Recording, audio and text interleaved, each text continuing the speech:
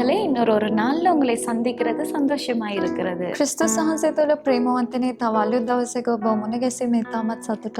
தொடர்ந்தும் கர்த்தர் சொன்ன கற்பனைகள் அதை குறித்து நாங்கள் தியானித்து வருகிறோம். අපි පුරුදු පරිදි උන්වහන්සේගේ ආඥාවන් ගැන අපි මෙනෙහි කරමින් යනවා. இந்த நாளிலையும் ஒரு காரியத்தை நாங்கள் பார்க்க போகிறோம். අද දවසේදීත් අපි එක් දෙයක් ගැන බලන්න යනවා. யாத்ராகமம் 20வது அதிகாரம் 13வது வசனத்துல ඔබ නික්මයාම 20 වෙනි පරිච්ඡේදයේ 13 වෙනි වචනේ බලුවොත් கொலை செய்யாதிருப்பாயாக அப்படின்னு வசனம் சொல்லுது. මිනි නොමරව කියලා උන්වහන්සේගේ වචනේ කියනවා. நாங்கள் கொலை செய்யக்கூடாது என்று கர்த்தருடைய கற்பனை அந்த வார்த்தை சொல்லுகிறது. අපි මිනි මරන්න හොඳ නැහැ කියලා උන්වහන්සේගේ ආඥාව අපිට කියලා දෙනවා. இன்னைக்கு அநேக நேரங்கள்ல கத்தி எடுத்து கொலை பண்ற காரியங்களும் கொலைதான். ගිහිය රැගෙන මරණ දේත් මරණයක් තමයි. இல்லைன்னா விச வச்சு கொல்றதும் கொலைதான்.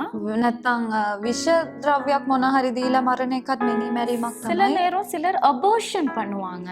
සමහර වෙලාවට සමහර අය අබෝෂන් කරනවා. அதுவும் கொலைதான். ඒකත් මිනි මැරුමක්. வயித்துல ஒரு கரு உண்டாகிட்டு குழந்தை உண்டாகணும்னு ගර්භයේ එක දරුවෙක් ඇති වෙනකොට அது ஒரு உயிர் வந்துருது.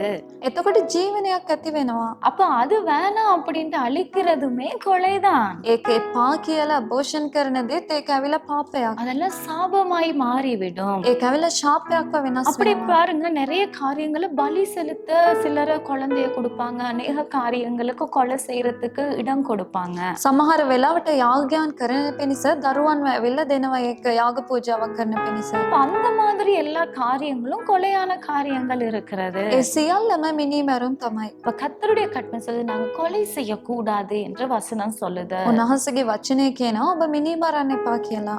அப்ப இன்னைக்கு சிலர் என்ன செய்வாங்க, சிலர் விஷத்தை குடிச்சிருவாங்க. සමහර වෙලාවට සමහරක් අය ඇවිල්ලා විෂ ඇවිල්ලා පානය කරනවා. அவங்களே அவங்க லைஃப கொலை பண்ணிக்குவாங்க. එයාලම එයාලගේ ලයිෆ් එක ජීවිතය නාස්ති කරනවා. அப்படிப்பட்டவர்களுக்கெல்லாம் நிச்சயமாகவே கர்த்தரிடத்துல இடமே இல்ல. එවැනි අයට උන්වහන්සේ ළඟ කිසිදු ඒක විදිහකින් එයාලට ඉඩ නැහැ. ஆனா புதிய ஏற்பாடுல ஒரு காரியம் சொல்லுது. බලන්න අලුත් කිවිසම එක දෙයක් කියනවා. 1 யோவான் 3வது அதிகாரம் 15வது வசனம் சொல்லுது. 1 යෝහන් 3 වෙනි පරිච්ඡේදයේ 15 වෙනි වචනේ මෙසේ කියනවා.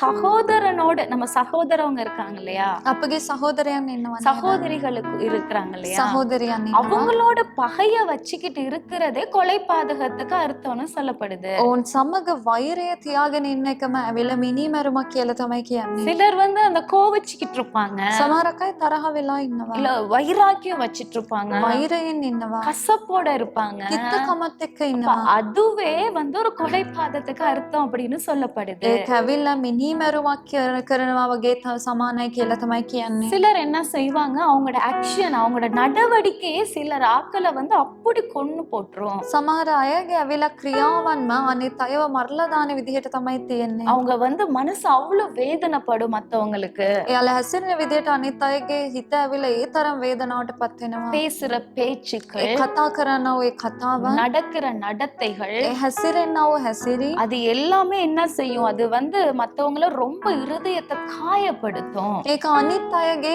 ඒ හදවත ගොඩාක් වේදනාවටපත් කරනවා. அப்படிப்பட்டு வாழ்ந்து கொண்டிருக்கிறீங்களா? அப்படி செஞ்சிட்டு இருக்கிறீங்களா? එවැනි ජීවිතයක් ඔබ ජීවත් වෙන දේශේ அது කරමින් கொலை ඉන්නවද? பாதகத்துக்கு ஒரு ஈக்குவலான காரியம். ඒක මිනි මැරුමකට ඒ දේ සමානයි. இன்னைக்கு உங்களோட ஆக்ஷன்ஸ் எப்படி இருக்குது? අද ඔයාගේ ක්‍රියාවන් කොහොමද நீங்க எப்படி තිබෙන්නේ? நடந்துக்கிறீங்க? ඔයා කොහොමද හැසිරෙන්නේ? இன்னைக்கு நாங்க அதுல மனம் திரும்ப வேண்டும். අද ඒ දේ තුළ අපි ඇවිල්ලා පසුතැවිලි நான் වෙනවා. நல்லா இருக்கிறேன், நான் சரியாதான் நடக்கிறேன் அப்படின்னு யோசிக்கிறீங்களா? මම හරියට තමයි ඉන්නේ, හරියට තමයි හැසිරෙන්නේ කියලා ඔබ හිතාගෙන அது ඉන්නවද? மத்தவங்களை காயப்படுத்தி கொண்டு இருக்கிறதுன்னு கூட தெரியாம இன்னைக்கு நிறைய பேர் நடந்து கொண்டு இருக்கிறீங்க. ඒක අනිත් අයව වේදනාවට පත් කරනවා කියලා ඔබ නොදැනුවත්වම ඔබ ඇවිල්ලා හැසිරෙනවා. அதுமே கொலை பாதகத்துக்கு அர்த்தம். ඒක ඇවිල්ලා මිනි මැරුමකට සමානයි. இல்லைன்னா பகையோட இருக்கிறீங்களா? නැත්නම් ඔබ වෛරයෙන් ඉන්නවද? இல்ல ஏதோ ஒரு காரியத்தை குறிச்சு நீங்க கோபத்தோட இருக்கிறீங்களா? නැත්නම් ඔබ කෝපයෙන් ඉන්නවද? அது எல்லாமே கொலை பாதகத்துக்கு அர்த்தம். ඒ සියල්ල මිනි මැරුමකට සමානයි. அப்ப அதனால இன்னைக்கு அப்படிப்பட்ட சூழ்நிலையில இருந்தீங்கன்னா අද ඔබ එවැනි වාතාවරණයක ඉන්නවද? தயவு செய்து சொல்றேன், அதை இன்னையோட விட்டுருங்க. දයාවෙන් මම කියන්නේ ඒක අදින් ඔබ ඇවිල්ලා අත්හැරලා දාන්න. யாரு மேல தப்பு, யாரு மேல மனஸ்தாபம் அப்படியெல்லாம் யோசிக்காதீங்க. කා පිටද වැරද්ද කවුද වැරදි කරේ කියන එක මෙතනදී කියන්නේ. நீங்க கர்த்தருக்காக உங்க வாழ்க்கையை ஒப்பு கொடுத்து நீங்க மனம் திரும்புங்க. අද උන්වහන්සේ වෙනුවෙන් උන්වහන්සේ ඉදිරියේ ඔබ පසුතැවිලි වෙන ජීවිතය බාර කරන්න. உங்க லைஃப ஆசீர்வதிப்பாரு. ස්වාමීන් වහන්සේ ඔබගේ ජීවිතය ආශිර්වාද කරයි. இன்னைக்கு மன்னிப்பு கேட்பீங்களா? අද සමාව ඉල්ලනවාද? எங்கள் அன்புள்ள தகப்பனே, අපගේ ප්‍රේම වූ ස්වාමිනේ, எங்கள் அறியாம இந்த கொலை பாதகத்துக்கு சில நேரம் நாங்க இடம் கொடுத்திருக்கலாம். ස්වාමිනේ නොදැනුවත්ව මේ මිනීමැරුම් වලට අපගේ ජීවිතය බාර කරලා තිබෙනවා. கடந்த நாட்கள் அப்பா எங்கள் அறியாம அந்த காரியம் நடந்திருக்கலாம். අපි නොදැනුවත්ව ගෙවගේ දවස්වලදී සිද්ධ වෙලා තිබෙන්න පුළුවන්. பகையோடு நாங்கள் இருந்திருக்கோம். වෛරයෙන් ඉන්න පුළුවන්. மத்தவங்களை ரொம்ப ஹர்ட் பண்ணி காயப்படுத்தி இருக்கோம். අනිත් අයව හර්ට් කරලා වේදනාවට පත් කළ රිද්දලා තිබෙන්න கர்த்தாவே, அது පුළුවන්. எல்லாவற்றையும் மன்னித்தருளும். ඒ සියල්ල ඔබ වහන්සේ කමා කරන්න. இன்னைக்கு யாரெல்லாம் இதை பார்த்து கொண்டிருக்கோங்க ஒப்பு අද கொடுக்கறாங்களோ බලාගෙන ඉන්න කවුරුන්ද මේකට බාර කරන්නේ அவங்களை ස්වාමිනේ? மன்னித்து நீர் ஆசீர்வதிப்பீராக.